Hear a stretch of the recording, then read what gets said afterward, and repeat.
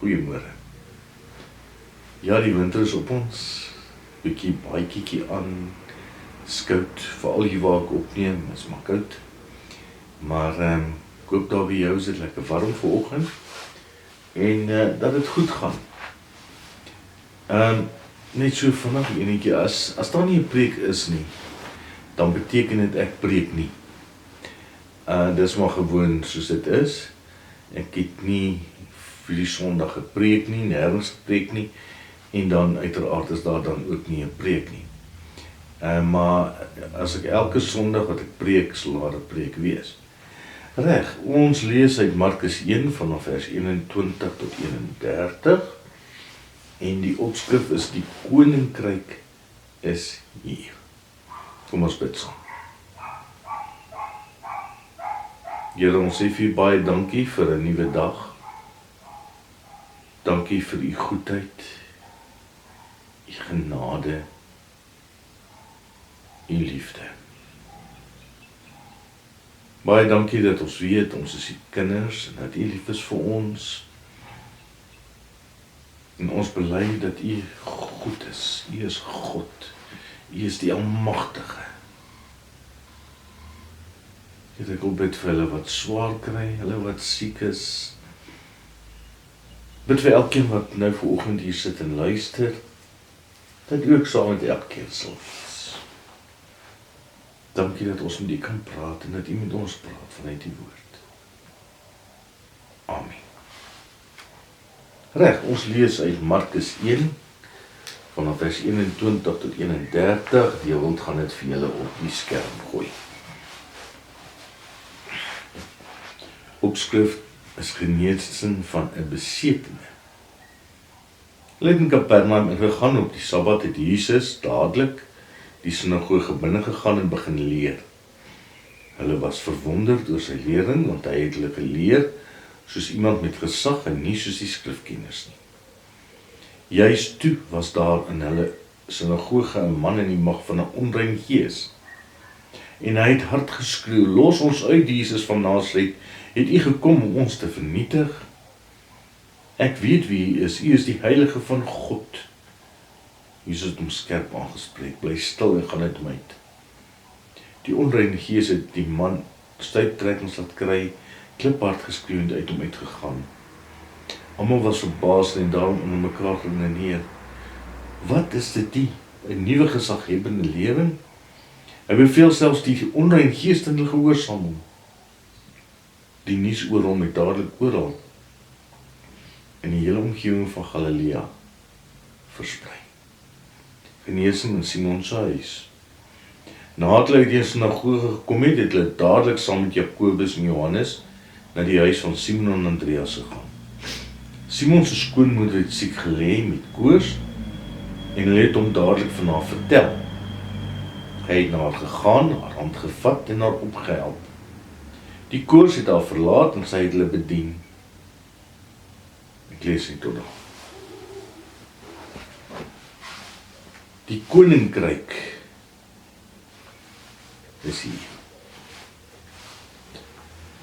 Nou, julle sal onthou, ons het so 'n paar weke terug gepraat oor wat Martin Luther gesê het. En Martin Luther het gesê dat die belangrikste gebeurtenis waarvan die evangelies vertel, was die doop van Jesus. Dit was die oomblik waarop die gang van die geskiedenis verander is. Toe Jesus na vore tree en met sy aardse bediening begin het.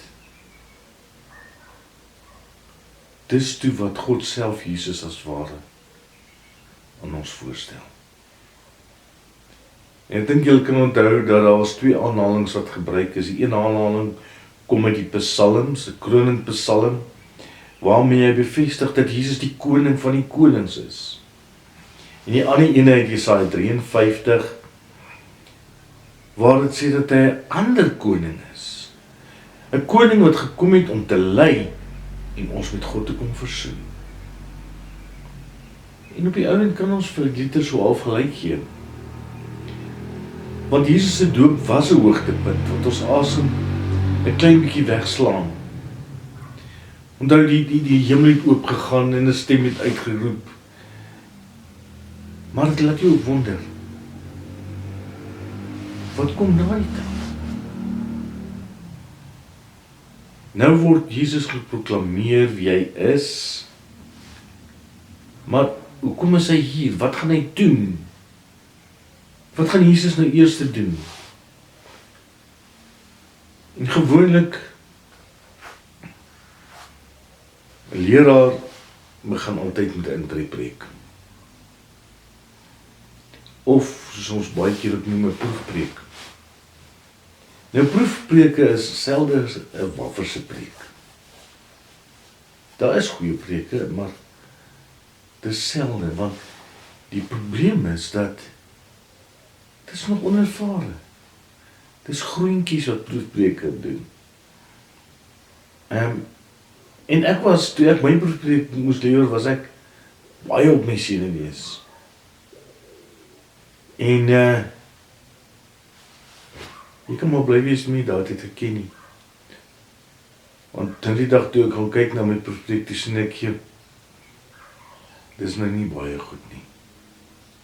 Miskien is my preek en ook nie baie goed nie.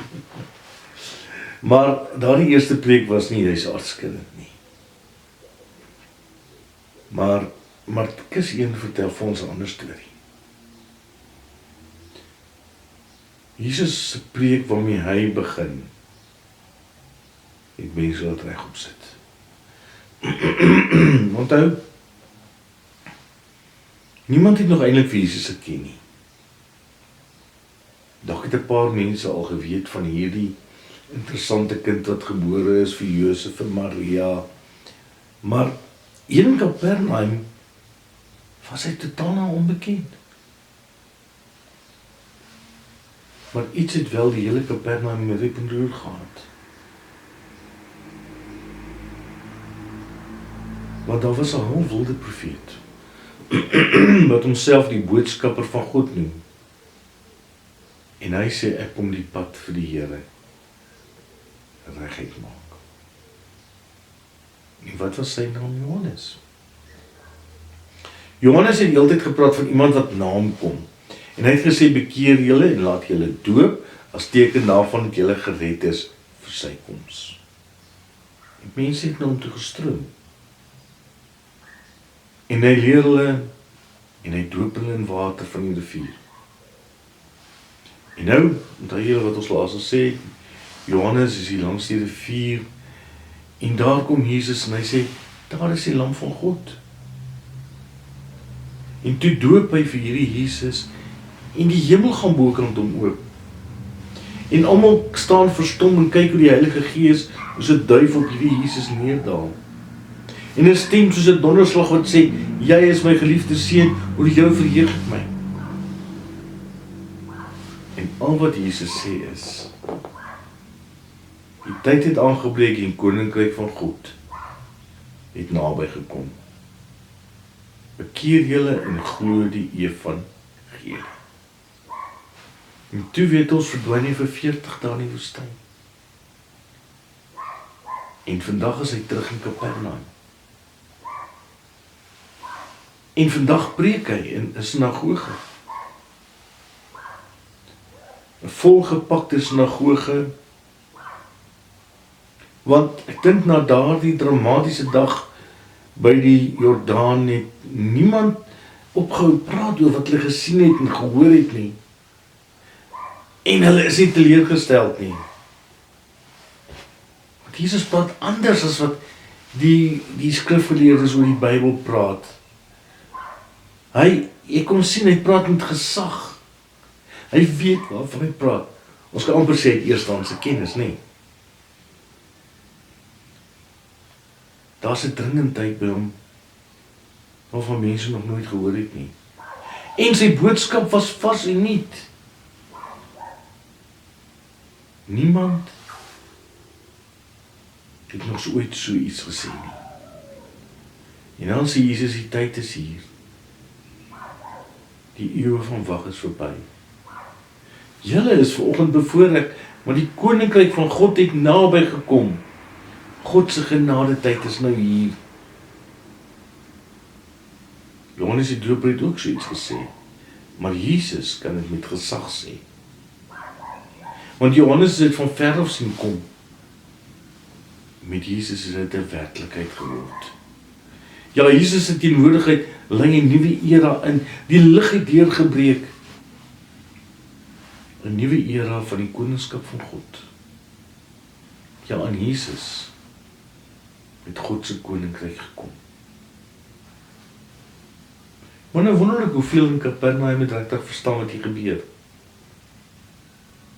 Wat verstaan hulle van dat God se koninkryk tot by hulle gekom het? Hulle ken nie die woorde omdat hulle Jode is, maar verstaan hulle dit? Verstaan hulle dat die tyd verander het? Dat hier 'n totaal nuwe toekoms begin? Of was dit dalk net te radikaal, te nuut? Hulle verstaan dit eenvoudig nie bevat nie. Ek wonder hoeveel van ons verstaan dit. Maar voordat hulle kon rustig nadink oor wat Jesus sê, pas die Satan by die deur.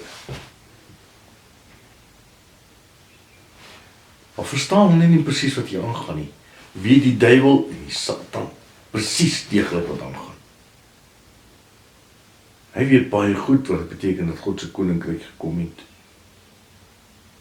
En weet jy wat? Dit maak hom desperaat.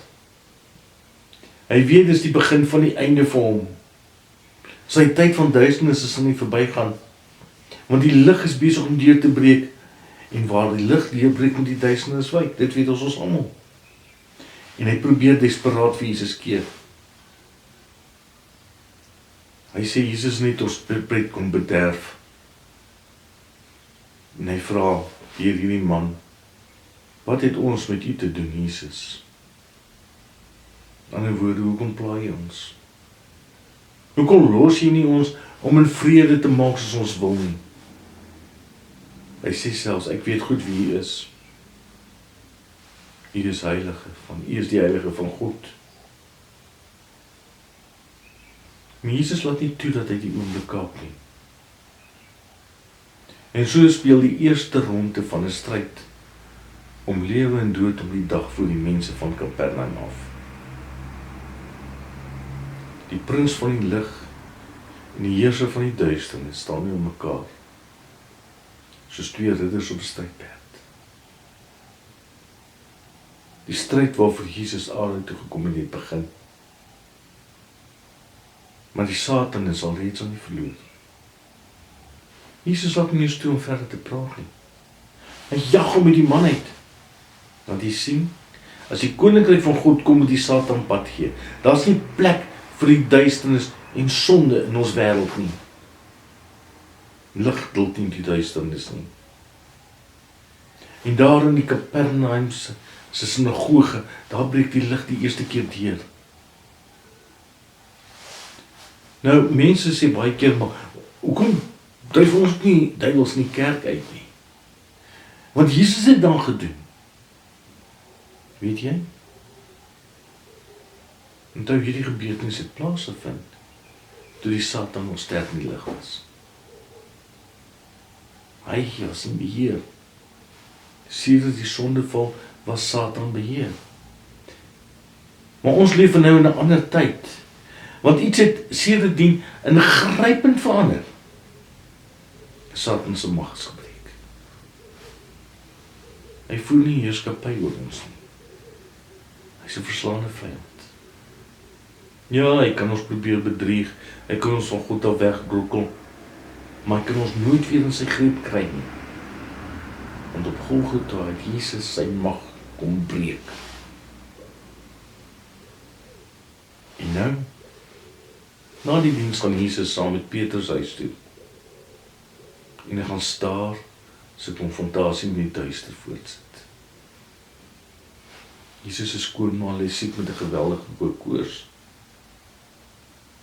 En weer staan Jesus en die Satan teenoor mekaar. Nie dat ek wil sê dat siekte nou van die Satan afkom nie. Maar ons sien Jesus triomfeer oor die siekte. Hy steek na hy hand na uit toe. na haar uit, en hy help haar op. Sy is gesond. Jy sien, sy is gesond want God se koninkryk is hier. En daar waar God koning is, word die stikkende weer heel. Daar word die houvas wat die duiwel op ons het, afgebreek. Sy houvas op die wêreld word gebreek. Natuurlik was almal nie oor ewe bly nie. Ons weet Herodes het Johannes se kop laat afkap. En van die mense van Kapernaum sê die Bybel, hulle was baie verbaas en oral in Galilea het die mense in die hele omgewing oor hom gepraat. Ja, verbaas en het gepraat. Hulle het gesien, maar nie geglo nie. Hulle het gesien, maar niks in hulle lewens het verander nie. God se koninkryk het gekom en niks het verander in hulle lewe nie. Wat 'n verskil maak dit in jou lewe wat God se koninkryk gekom het? Wat 'n verskil maak dit dat jy weet dat Jesus regtig die koning is? Dat die Satan verloor het. Wat was anders in die laaste paar weke, nadat ons so 2 weke terug herinner is? Herinner is aan Jesus die koning wat die prys vir ons sonde kom betaal het. Ja, dit beteken daar is nie meer plek vir selfsug en haat, vir onmin, onsedelikheid en ontrou nie. Maar kan mense dit in jou lewe sien? Kan mense dit in jou lewe sien en hoor die afgelope paar weke? Getuig jou lewe daarvan, dat die lig in die duisternis skyn. Dat die lig in die gebroke donker wêreld deurgebreek het. Of lyk jou lewe en jou verhoudings net so duister soos die wêreld se? Klink en lyk jy maar soos die wêreld. Onthou jy kan nie op 2 stoele gelyk sit. Weet jy wat dit beteken die koninkryk van God naby gekom het? Of bly dit in jou geval ook maar net 'n gedrag?